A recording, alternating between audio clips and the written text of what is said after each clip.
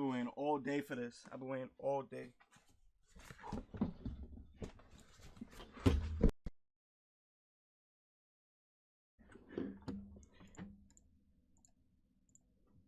Incognito mode.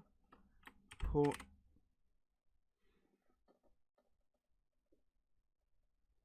Alright. You're back for another, and I'm coming back at you with another tips video. Today's video, as you can tell by the title, is focused on how to make Twitch a job. Alright, before we get started, I'm just going to tell you guys about my Twitch channel. I stream every Monday, Wednesday, and Friday at 11 p.m. EST, and I upload every Sunday and Thursday on YouTube. Oh, I got him. If you guys want, I could do a video on how to hit the minimum every month for your Twitch requirement. Tip number 1. Okay, don't take this the wrong way, but I'm going to tell you to not play for fun. The quicker you do this, the easier it'll be when you experience the streamer drought syndrome is what I call it. It's basically when like everything declines in your viewership, stats, all that. We're going to talk about it more in the next tip, so don't worry. Just a little quick reminder. If you're not listening, make sure you're listening right now, bro. These tips, insane. But what I mean for not playing for fun is treating streaming like it's a job or like an obligation. You have to deliver to your supporters the content that they want. Sometimes you don't know what your viewers want because they don't communicate it with you. So the best way to stay relevant with your viewers is by checking your analytics and how well they respond to the content that you're putting out already. Based off that, you need to decide whether you want to change it up or stick to the same route. As for YouTube, most viewers will not give you your next video idea. You have to look at your YouTube studio, check your analytics for those videos, and make sure you see the average watch time, because watch time matters. And make sure you see like what's the most viewed, because that's the content that they want. Just like how I'm doing this video again. You guys really enjoyed my last tips video, which will be in the description. So make sure to check that out if you don't know how to get the followers already. Number 2, don't give up.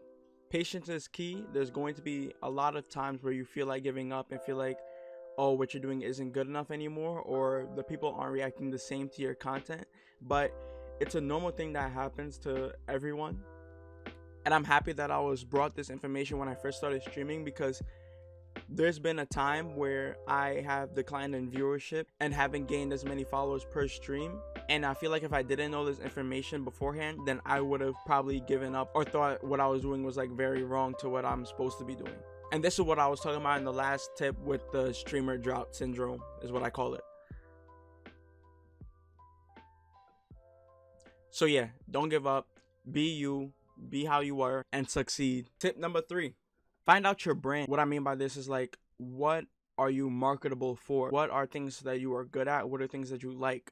What are things that you're interested in? All of these play a huge factor in your channel growth. Tip number 4, make your stream look professional. What I mean by this, since you're trying to make Twitch your job, you want to follow the same common courtesies that you would have at an actual job. So looking presentable and being professional. But this really means having correct and eye-catching overlays and panels. You can get free overlays from Streamlabs or Stream Elements. I have personally gotten my panels from Fiverr. Fiverr is like a little website that you pay somebody to make something for you. Fiverr is really if you want to get something custom, but I don't really know how many free places where you could get actual like nice panels. Fiverr is pretty cheap and low budget. It ranges from like $5 to $20 for like regular custom things. But yeah, if you want to actually make this a job, then you're gonna have to invest in order to make your stream better and more aesthetic or aesthetically pleasing. Or if you have a friend that can make these type of things, then you should try to capitalize on that opportunity to get a free emote or panel or overlay.